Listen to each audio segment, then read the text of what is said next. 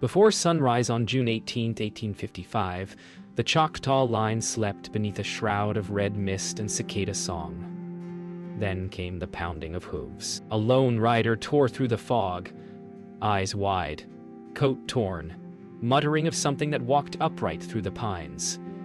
Inside Turner's trading post, lamplight flickered on rifles and faces carved by hardship. Elias Turner, 42, slow-moving but sharp-eyed, steadied the man with a mug of whiskey as he stammered about. A creature with shoulders like a bear and eyes like burning sap. Outside, the wind shifted, carrying a low, rolling bellow that made the horses thrash against their posts. None spoke, but every soul in that room felt the same thought crawl through their chest. The woods were no longer theirs. By noon, word had spread to every cabin along the creek. Some swore it was a bear. Others said an escaped slave, but all agreed no man left prints that deep. Elias rode out with Silas to measure the ground. One print spanned nearly 2 feet. The heat pressed down, and silence carried a weight that spoke louder than any sermon. Maddie watched from the porch, whispering an old Choctaw phrase her grandmother used when the woods grew hungry. She said the world had shifted. Something once asleep had begun to walk again. By evening, the cicadas went quiet, a silence heavy enough to make hearts pound. Ike followed the prints downstream, sketching each one with trembling hands. He found broken saplings, twisted like kindling. At the water's edge, he saw a tuft of coarse, dark hair caught on a thorn. He reached for it, but a shadow fell across him. Broad, silent, alive. The rider's horse was found dead by morning, its neck snapped clean. Silas said wolves, but Elias saw no teeth marks. He loaded his rifle with trembling hands. The Choctaw refused to enter the woods now. Even the bravest hunters spoke of the Falea, the long one who walks between worlds. That night, the post stood silent, except for the hiss of the lamp and the groan of timber in the heat. Maddie stirred herbs in a bowl, whispering prayers. Outside, something moved, slow, heavy, deliberate. A deep, chest-borne growl rolled through the dark. Every flame flickered. Elias gripped his rifle, whispering, "That ain't no bear." The next morning broke thick with smoke from distant grass fires. The air tasted of iron and ash. Maddie Crow walked the creek bank alone, tracing the footprints until they vanished into a stand of black pines older than any map. There she found stones laid in a perfect circle, Choctaw burial marks, and among them crushed earth where the giant had passed. When she returned, Elias waited with Silas and Ike. She told them the stories her grandfather whispered when storms came. Of the Champ, the forest watcher, guardian of the old lines between worlds. Elias scoffed, but his hands shook when he lifted his coffee. The line between tale and warning had begun to blur. That evening, the Choctaw elders gathered by firelight near the trading post. Their songs carried through the dark, deep, rhythmic, older than any language Elias knew. One elder told of the day men first cut into the sacred pines, and the watcher rose to remind them that the land itself breathes. As the flames crackled, even Silas lowered his gaze. Ike listened, frozen, sensing the truth beneath the myth. Later that night, Elias sat alone outside the post. The moon hung swollen above the treetops. He heard the steady rhythm of something moving just beyond the pines. Slow, deliberate, heavier than any man. A sudden branch snap made him raise his rifle, but when he stepped forward, the world went still. Only the wind moved, carrying the faint scent of musk and damp earth. At dawn, they found claw marks in the mud beside the post. Not bear, not human. Maddie pressed her palm into one, whispering that the shape was wrong, the depth unnatural. Silas laughed it off, but his laughter cracked mid-breath. The air had changed, alive with a hum no one could name. Ike drew the mark with exacting detail, his young hand trembling as if the ground itself pulsed. That night, the wind shifted again. The pines moaned like voices calling through distance. Inside, the lanterns burned low as Elias, Maddie, Silas, and Ike sat in uneasy silence. Then came the first scream, far away, but unmistakably human.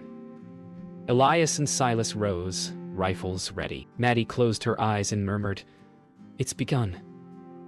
Ike's sketchbook slid from his hand, falling open to a page he didn't remember drawing, a tall, shadowed figure standing among stones under a red sky. The fog rolled in early that night, thick and heavy as wool. Elias led Silas and Ike toward the creek, with lamps dimmed, every footstep swallowed by the wet earth. The forest felt awake, watching. Maddie stayed behind, tending a fire whose light refused to spread beyond the circle of stones. Down by the water, they found the tracks again, deeper this time, as if the creature had paused to listen. Elias knelt beside the prince and muttered, "Whatever it is, it walks like a man."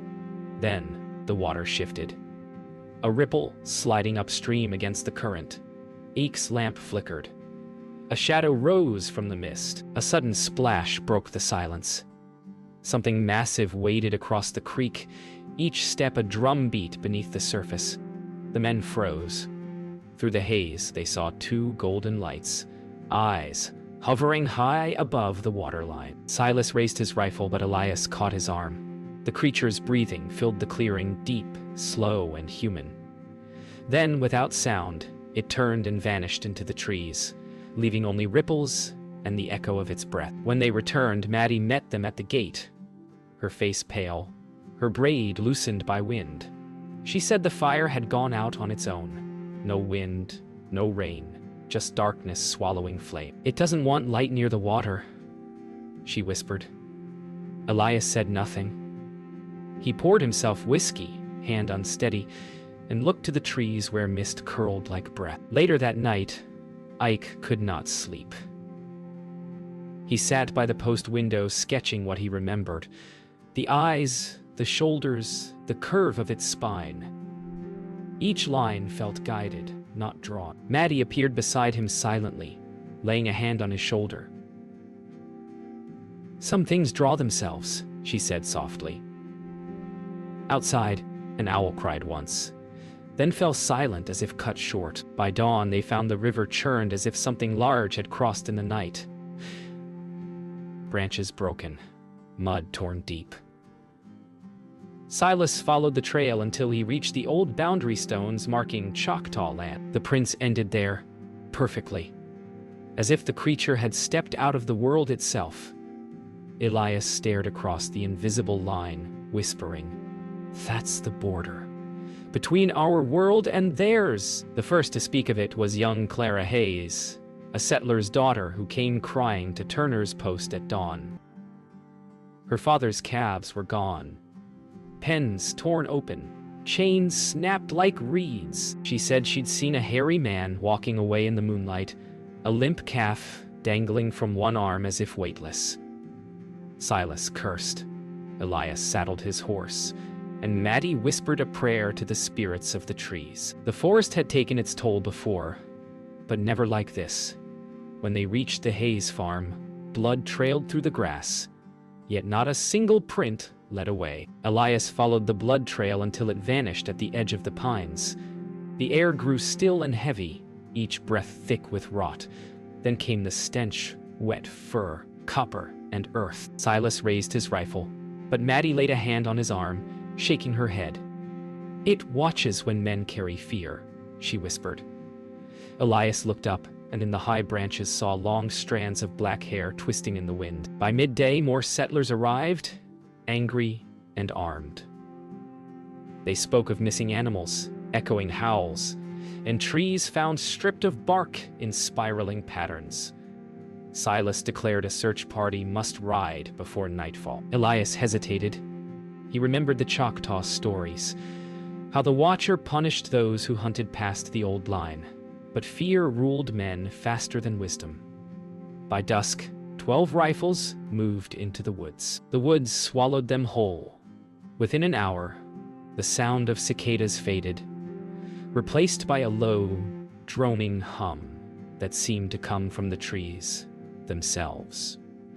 They found a clearing, and there, bones, dozens of them, bleached white and arranged in spirals, each animal's skull facing inward. One man vomited. Another whispered a prayer. Elias stared in silence, jaw locked, while Silas muttered, "This is no beast's work." Night fell swift and cold. The search party camped beside the creek, fires flickering weakly against the endless dark. The men spoke in hushed tones, their bravado spent. Somewhere beyond the firelight came a deep groan. Wood bending under immense weight. A shape moved between the trees, vast and silent.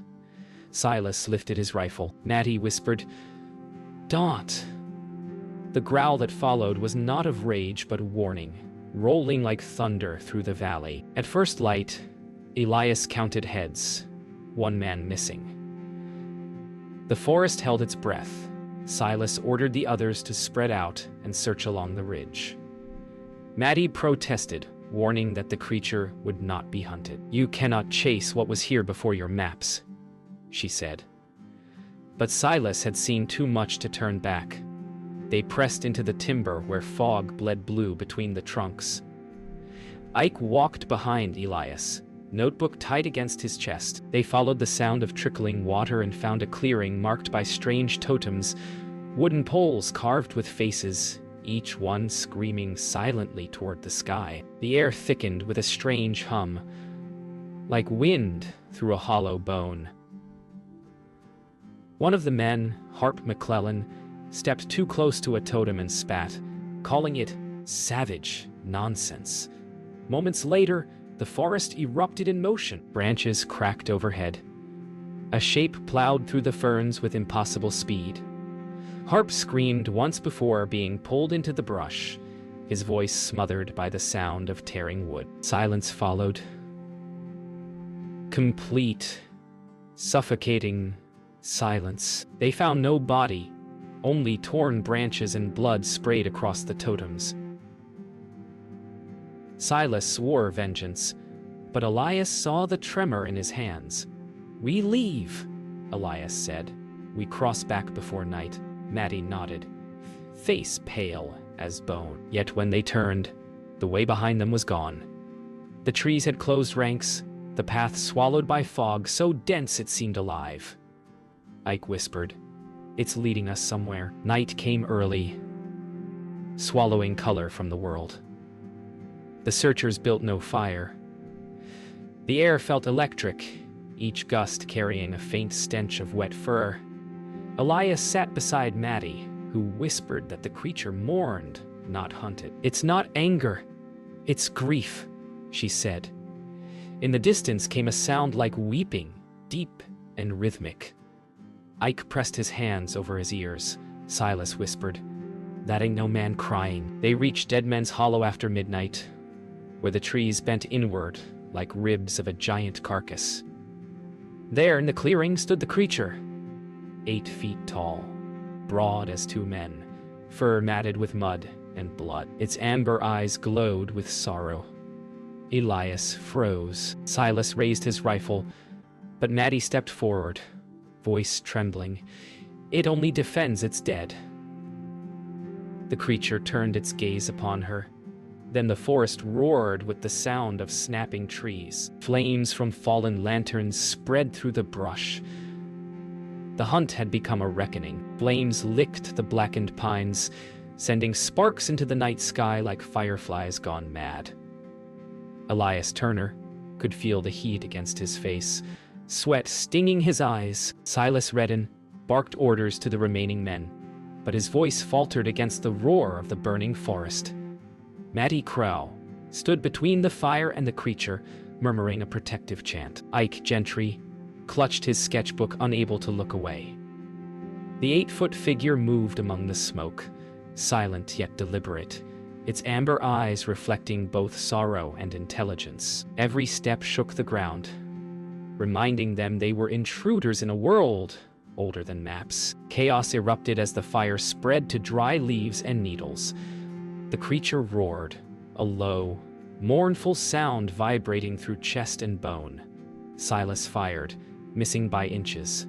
Elias dove to shield Maddie, feeling heat singe his hair. Ike scribbled frantically, documenting every motion, every shadow. Then the creature vanished into a wall of flame, leaving scorched earth and an unnatural silence. At dawn, the clearing was blackened and silent. Only smoke spiraled upward. Elias and Maddie emerged from the tree line, coughing, faces streaked with soot. Silas was nowhere to be seen. Ike stumbled after them, sketchbook clutched to his chest. The trees themselves seemed to mourn, groaning as the wind passed through twisted, charred limbs. No footprints remained, as if the forest had erased the intruder's passage. Maddie turned to Elias, voice trembling. "It watched over its dead," she said. Elias nodded, hollow-eyed. They had survived, but only barely. The forest seemed to hold its breath, and in the distant pines a flicker of amber eyes watched their retreat. Ike opened his sketchbook. The final drawing was unfinished, yet unmistakable.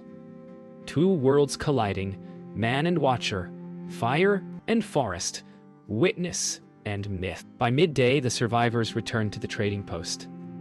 Silence had followed them home. The men who remained were quiet, their hands shaking, hearts heavy. Elias cleaned soot from his face. Maddie brewed tea with trembling fingers. Ike huddled in a corner, sketchbook open, charcoal smudges marking every page.